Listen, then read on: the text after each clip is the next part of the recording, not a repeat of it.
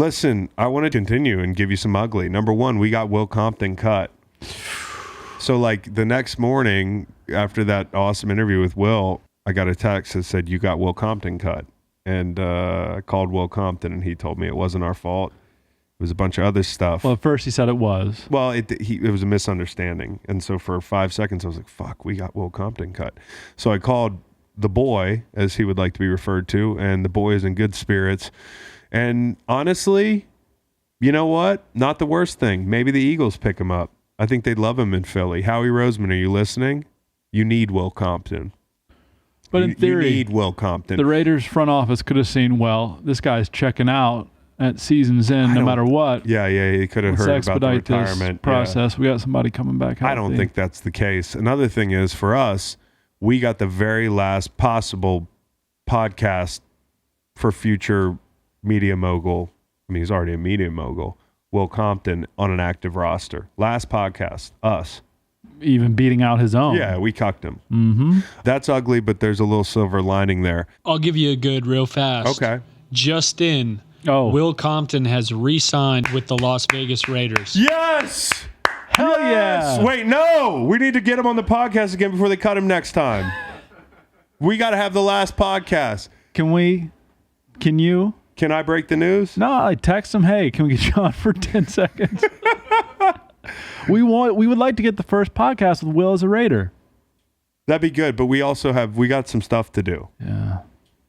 We'll get him next time. That's a bummer, though, because I thought he was an Eagle for sure. You really missed out, Howie Roseman. Could we have gotten him back by any chance? They're going to talk about Justin Jefferson for a long time and Will Compton for a long time. Speaking of your team, you get there immediately, and you guys stomp a logo. And I'm wondering, with your history with the Titans, I saw you kind of on the fringes of that whole deal before the Chiefs game. I'm wondering if that was a Will Compton special, because you didn't look that passionate about stomping on the logo of the Kansas City Chiefs. No, I said, no, hey, with it being my first week, man, they're talking about going out there, like, we're going to break it down on the logo and stuff. And I was like, shit, I don't know if that's the best move, but hey, if that's what the boys want to do. Oh, we're going to rob a convenience store? Sure, I just got jumped in, but yeah, give me the shotgun. Like, exactly. Like, I was out there in the middle of it, but at the same time, I'm kind of like, man, I hope this shit works out, boys. Let's do this. You're like mouthing things. You're not really that. I just couldn't help but wonder if maybe that was a Will Compton special. But you guys are not the same old Raiders. Like, the Raiders in the past, and I mean, like, the brand of the Raiders the last 20 years has been like this constant letdown. When there's a chance to take advantage of the opportunity, the Raiders do not take advantage of the opportunity. It seems like this team is much different, given everything you guys have been through, coaching changes, tragedy, the whole thing, a move. Vegas is not easy. It's not easy during a pandemic. It's not easy the first year out of a pandemic for guys. I mean, that's a whole nother thing. What do you think the key is? Is it that leadership on staff? Is it Derek Carr? Like, what do you think is in the heart and soul of this team that makes them a little bit different than the old Raiders teams? Well, man, they have went through a lot of shit this year, a lot of ups and downs with tragedy and things that are a distraction and just a lot of different stuff. But I think from the top down, and you saw it when Gruden got fired or stepped away, they end up stringing out a couple wins the next 2 weeks. And I knew Coach Bisaccia, him stepping at the helm, like, I knew the guys wouldn't blink, because Coach Bisaccia is just one of those dudes that, he's one of those guys who has a hell of a speech anytime he talks, Chris. Like, no matter how long you're playing, when you get older and guys are giving speeches or coaches or anything, and you're kind of like, you kind of think to yourself, man, I'd be so hyped back in the day listening to this, but it kind of just doesn't do the same, doesn't scratch the itch for you anymore.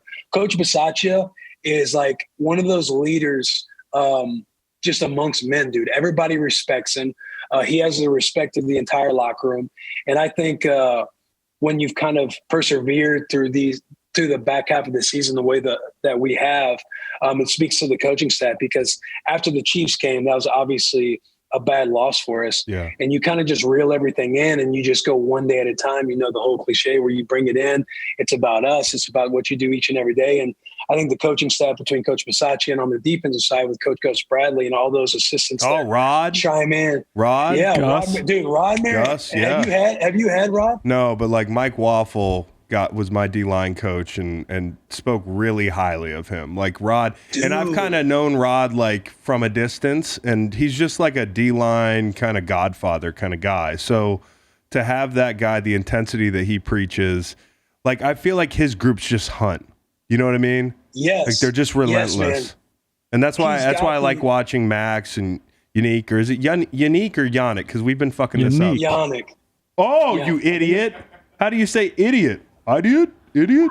Well, now he doesn't even know that Taylor Lewan's middle name's Curtis. I don't know if I can trust him on Hey, I knew Yannick. that. I was put on the spot. I was nervous. I just forgot. Yannick, dude. Yannick and Max and those guys, man, like they hunt. They're relentless. They play really hard. That's a Rod thing.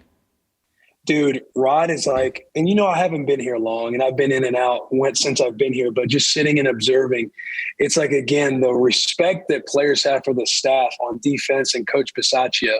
And when Coach Rod speaks, when Gus speaks, they have a lot of good stuff that you take to the practice field and everything else. And there's a good group of dudes in that locker room. Like, I know that stuff's happened with this team and everything else.